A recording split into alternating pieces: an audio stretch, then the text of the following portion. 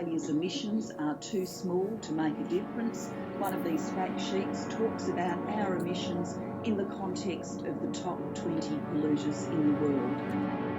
Climate crisis is uniquely positioned in Australia in comparison to many of its developed Western world allied countries in that it is still a topic of hot political debate. Governments put the debate to bed with the commitment to net zero carbon emissions by 2050 and mid-2019, and even before that having made the climate crisis a non-debatable issue by officially declaring it. So in May 2019, Australia is still yet to do so and is thus stuck with the status quo of climate denialist debate. Contain and deliver action on climate change, supporting renewable energy, supporting the transition. America had heralded a new era of climate change action before the Trump administration made clear that it was not one of its main focuses while taking power. Evidenced by the pulling out of the Paris Agreement last year, the attempted defunding of the Environmental Protection Agency and the rolling back of regulations on America's coal, gas and oil industries that had previously been implemented to attempt to reach emission targets. Still, it is not debated in the same way in Australia as to whether or not it is real.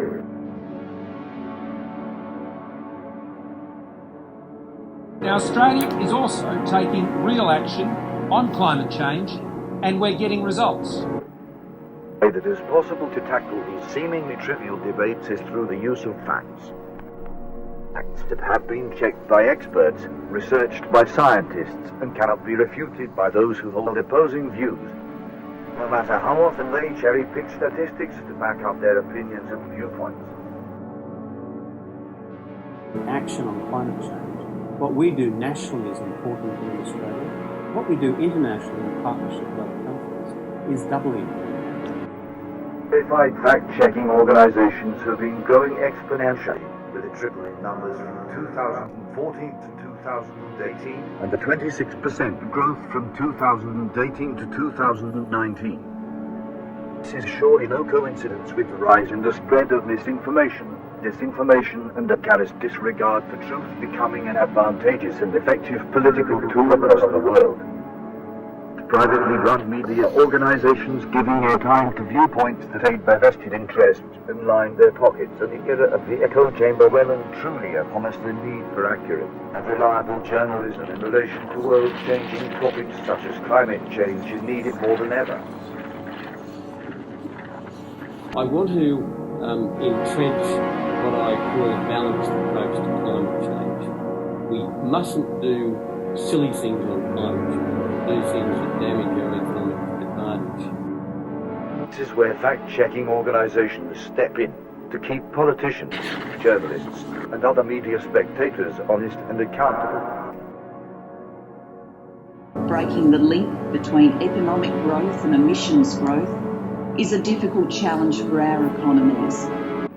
Statements that are purposely inflammatory or truth-stretching can be factually checked and confirmed by experts in whatever field it is related to, and the party who made the statement will be informed whether it was accurate or not. That is not to say they always adhere to the advice from the fact-checking organisations. Take, for example, Angus Taylor, the Australian Minister for Energy in the Morrison Liberal government. What we've seen is Labor announce a new target, a net zero 2050 target, without a plan, without funding, without explaining the costing, and most importantly, without explaining the implications of this target. Who repeatedly stated that when we arrived into government in 2013, we were faced with not just a financial deficit, but a deficit in achieving emission reductions and abatement. Because they left us with a 700 million tonne deficit versus our 2020 targets. Now know, from the hard work done by this government and by hard-working Australian businesses and industry, that we'll overachieve on that target by 367 million tonnes. That's a 1.1 billion tonne turnaround. This was noted to be misleading by midday BBC fact check, and he was informed of this outcome after he came to the conclusion. This is an example of trying to cherry-pick statistics around climate change to use for political gain. evidenced by the failure to mention the strong position the government inherited from Labour in 2012 and not updating the forecasts needed to reach Australia's greenhouse gas emissions targets by 2020. From that time period, even though a new report had emerged that superseded the previous one.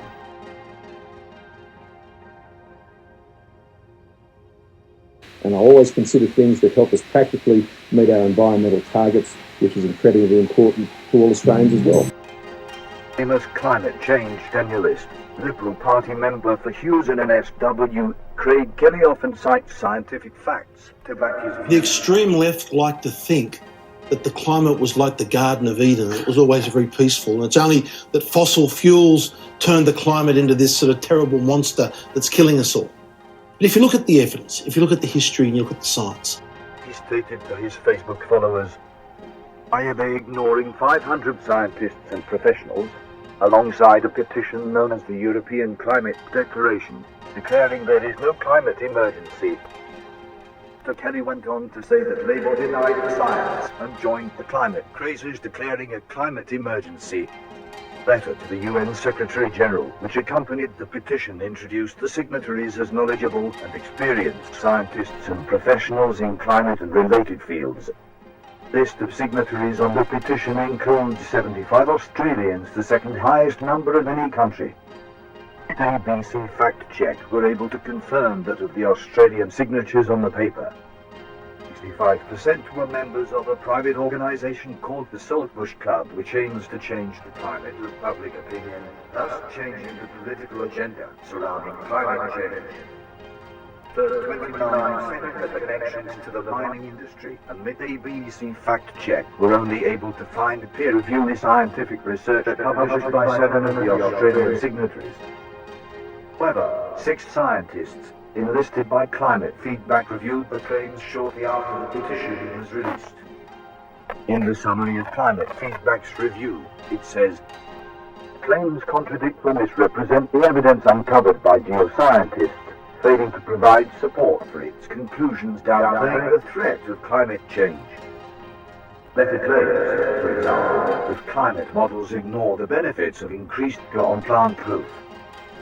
This is false, as many climate models simulate the response of vegetation to increased CO2 and the climate change it causes. These examples show the kicking of the climate change football that is prevalent in Australia. Member of Parliament using extremely questionable statistics to promote a view that is seen as old-fashioned and pernicious."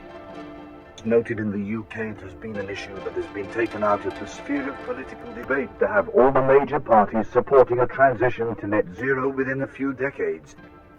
Competing with each other on policies to deliver is unprecedented, said Richard Black, Director of the Energy and Climate Intelligence Unit in the UK.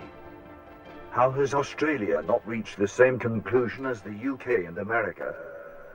These Australian fact-checking articles are seemingly always checking Liberal Party members. Is there a reason for that discrepancy? There are others non-related to climate change that involve other non-Liberal members of government, but does it point to larger systemic issues within the party, those of progression and integrity when it comes to issues such as climate change? What is there to gain from holding on to such archaic views? Does it have to take fact-checking organizations to make sure that politics is free of misinformation, disinformation, and untruths? Opinion on issues is different. That is essential, as that is what democracy is based upon, but the need for accurate and truthful representations of those issues that affects each person, constituency, town, and country is crucial. It protects society from being manipulated by those in power and protects the populace from being preyed upon.